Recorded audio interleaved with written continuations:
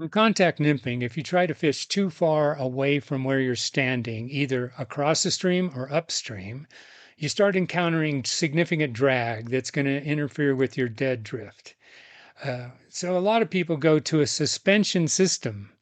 Ideally, this would be a detachable suspension system, bobber system, so you could take it off when you're not using it. And further, it won't kink your leader. You don't want it to kink your leader. If you're going to go back to contact nymphing, you want a straight as leader as possible because you want to be able to stay in direct contact with your flies.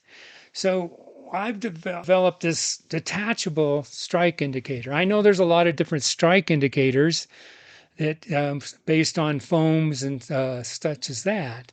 But I find that those are either land too hard or they kink the leader. So I've come up with this. I go to a yarn system and I've come up with a detachable yarn-based strike indicator, as you see here.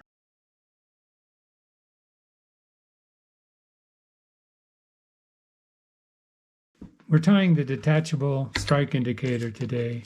It uses these quick change spinner snaps that you can buy at Cabela's. I got $5 for 25. This is the small mini Q one, which is about 6 by 6 millimeters. I think I have a better picture earlier or later in the video. And what I tie it on is the wool, scopen wool, which is a yarn sort of material. Yarn has several advantages. It gives you a light, fuzzy strike indicator that lands very gently. Plus, you can, by splitting this material, you can adjust the size of it. And also, on the stream, you can cut it off to make it any size you want. So I find that if you get over skittish fish, that if you go with a much smaller indicator, that you're going to have better success. On the other hand, if you have a big anchor fly, you need quite a big fuzzy one to float an anchor fly. There are many colors available of this scopen wool, so you can pretty much tie whatever color strike indicator you want. You could even try to mix them and make up a camo one that might be less visible to the fish. So I don't know whether you can see it, but these spinner snaps have a little groove over here that has a sort of up and down path to get into this loop. So there's locks to lock the thread from slipping out easily. What we do to tie it is use a piece of 20-pound Dacron backing. There's a countersunk end of these spinner snaps. They make it easy to get the thread on. I've colored this with a Sharpie marker to make it this roughly the same color, although it came out a lot more green. To get things moving along, I'm not going to take the time to show you how to tie an overhand knot and an improved clinch to tie the yarn onto the spinner snap. I've also moved the knot so it's in the middle of the yarn. And the reason I do that is that when we tie off the yarn, it's going to trap all that thread there, and it won't come loose then.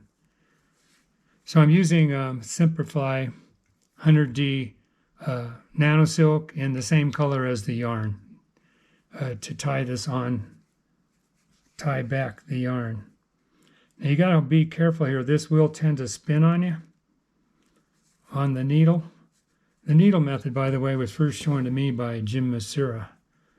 And I think is the easiest way to tie the yarn onto either an O-ring like he does, or here I'm using these quick change spinner snaps. Okay. Now we got to watch it. It's going to try to spin on me.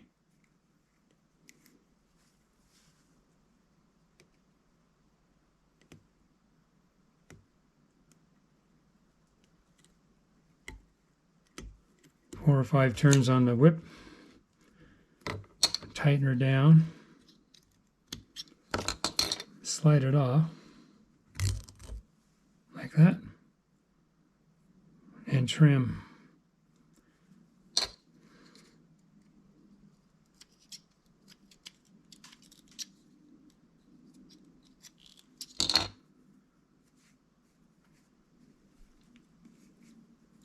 Where's my brush?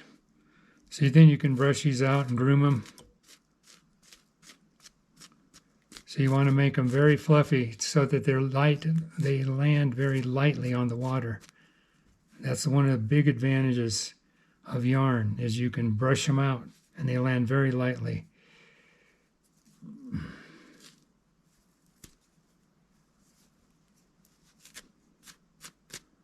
The other advantage is you can trim them down.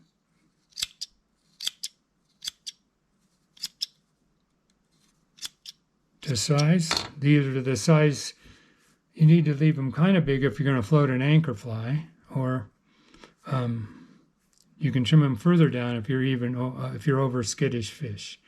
But there it is, the quick change strike indicator. Now I'm going to show you how to mount it on your leader. So to mount the detachable strike indicator, I use these Senu bobber stops. These are the silicone variety. They're a little more expensive, about 100 of them for $10.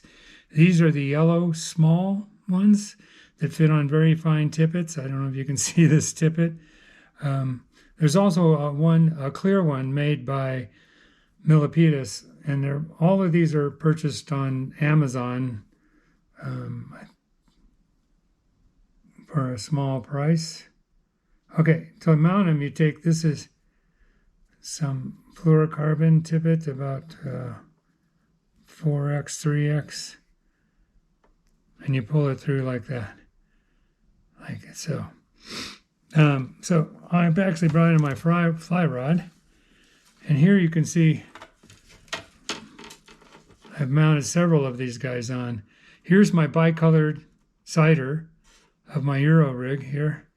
And the thing is that these are slidable.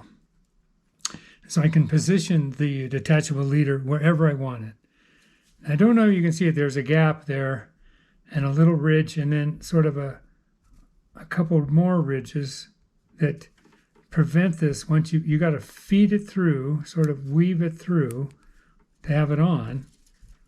But it's loose, okay? And that's why you have the bobber stops. And you can adjust them, adjust it up and down to whatever depth you can run your flies on. Okay. Now the other reason I have so many of them is that I can make a secondary sider by positioning these up and down the leader to whatever depth I want. So the last one, say I put that 6 inches above my dropper fly, I can then estimate the exact depth that my dropper fly is running at. And this enables me to see my very fine tippet. This is about a 6 or a 4 pound, something like that. I use Seagar Invisics. And so I'm able to get a secondary sider on there. And if I don't want it at all, I just bring it back up and leave it right below the bicolor. So it makes it a very nice system, adjustable strike indicator.